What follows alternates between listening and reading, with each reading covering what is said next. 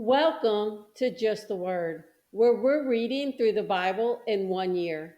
And I'm Net. Today's reading will come from Psalms chapters 87 and 88, and from John chapter 6. Psalm chapter 87. He has set his foundation on the holy mountain. The Lord loves the gates of Zion more than the dwellings of Jacob. Glorious things are said of you, O city of God. I will record Rahab and Babylon among those who acknowledge me, Philistia too, and Tyre, along with Cush, and will say, this one was born in Zion. Indeed, of Zion it will be said, this one and that one were born in her, and the Most High himself will establish her. The Lord will write in the register of the peoples, this one was born in Zion. As they make music, they will sing, all my fountains are in you. Psalm chapter 88. O Lord, the God who saves me, day and night I cry out before you. May my prayer come before you. Turn your ear to my cry. For my soul is full of trouble, and my life draws near the grave. I am counted among those who go down to the pit. I am like a man without strength. I am set apart with the dead, like the slain who lie in the grave, whom you remember no more, who were cut off from your care. You have put me in the lowest pit, in the darkest depths. Your wrath lies heavily upon me. You have overwhelmed me with all your waves. You have taken from me my closest friends and have made me repulsive to them. I am confined and cannot escape. My eyes are dim with grief. I call to you, O Lord, every day. I spread out my hands to you. Do you show your wonders to the dead? Do those who are dead rise up and praise you? Is your love declared in the grave, your faithfulness in destruction? Are your wonders known in the place of darkness, or your righteous deeds in the land of oblivion? But I cry to you for help, O Lord. In the morning my prayers come before you. Why, O Lord, do you reject me and hide your face from me? From my youth I have been afflicted and close to death. I have suffered your terrors and am in despair. Your wrath has swept over me. Your terrors have destroyed me. All day long they surround me like a flood. They have completely engulfed me. You have taken my companions and loved ones from me. The darkness is my closest friend. Now we move to John. John chapter 6.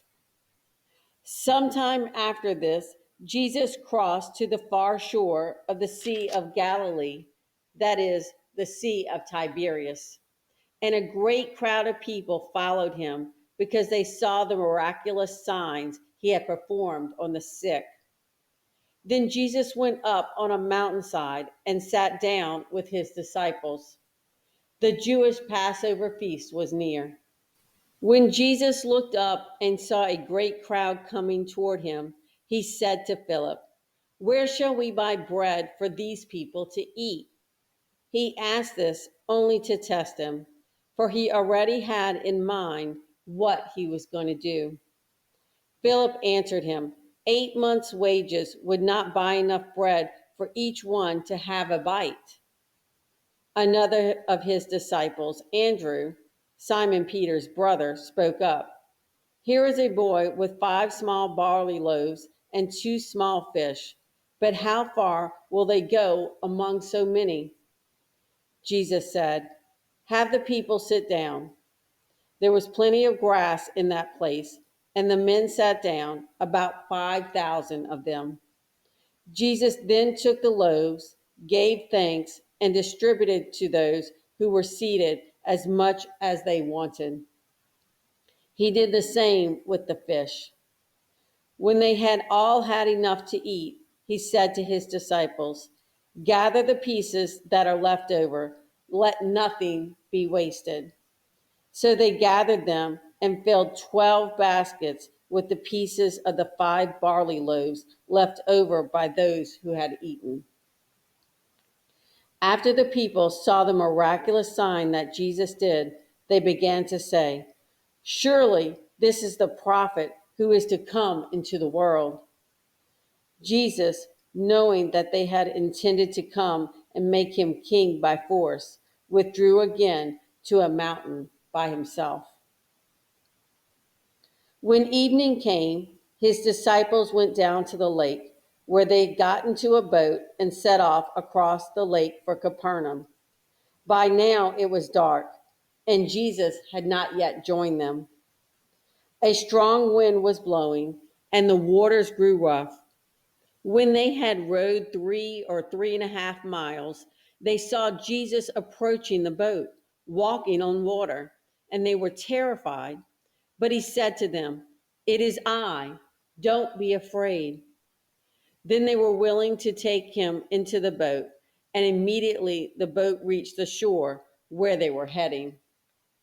The next day, the crowd that had stayed on the opposite shore of the lake realized that only one boat had been there, and that Jesus had not entered it with his disciples, but that they had gone away alone. Then some boats from Tiberias landed near the place where the people had eaten the bread after the Lord had given thanks. Once the crowd realized that neither Jesus nor his disciples were there, they got into the boats and went to Capernaum in search of Jesus. When they found him on the other side of the lake, they asked him, "Rabbi, when did you get here?" Jesus answered, "I tell you the truth. You were looking for me, not because you saw miraculous signs, but because you ate the loaves and had your fill.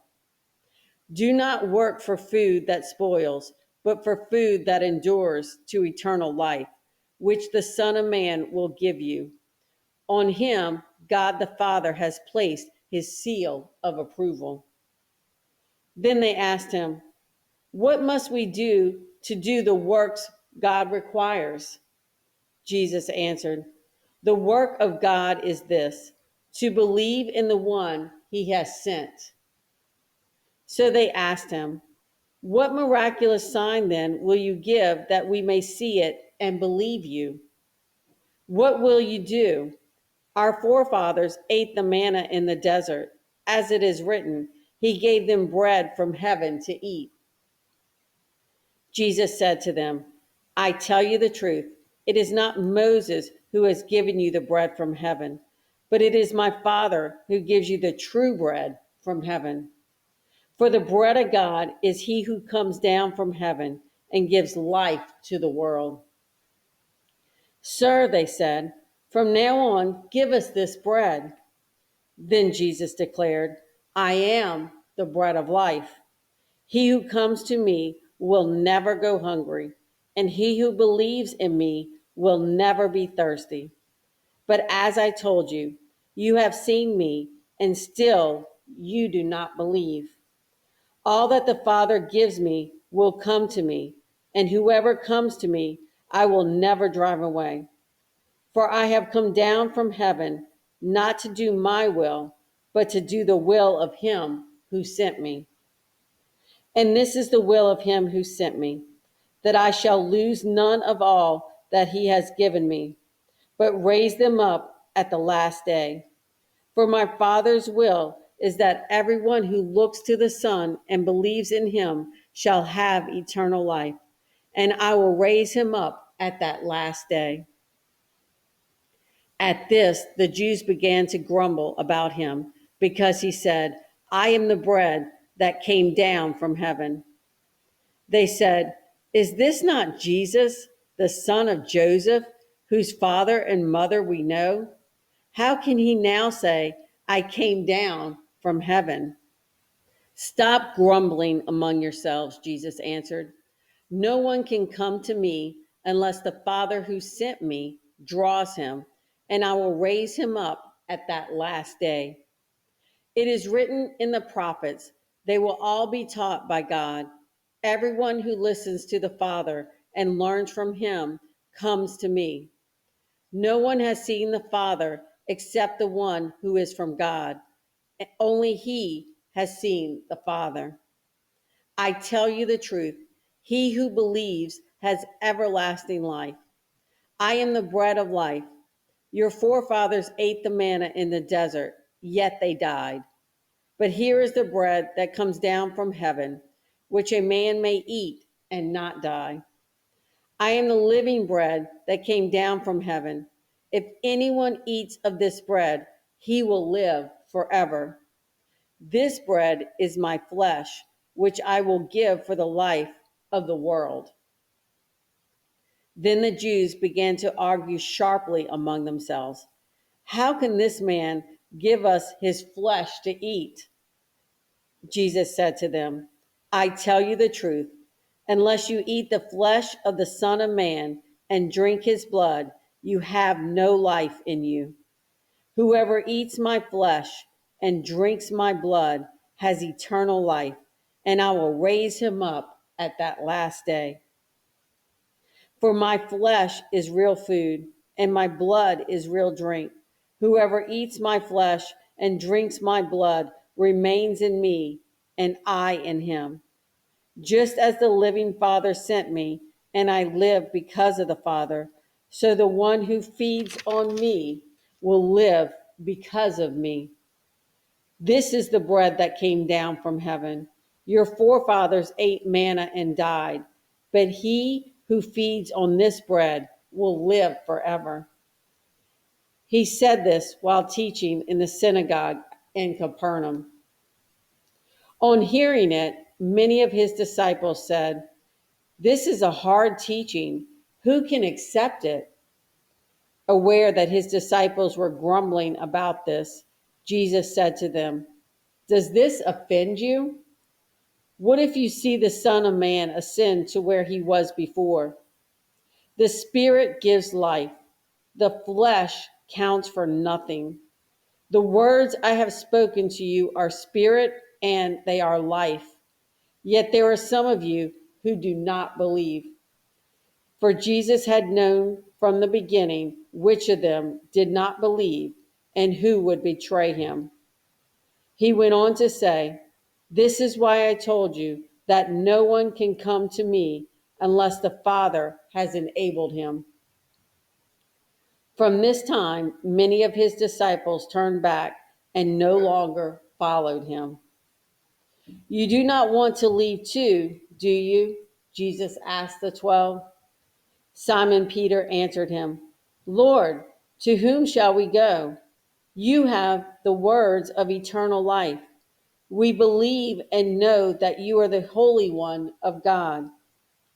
Then Jesus replied, Have I not chosen you, the 12?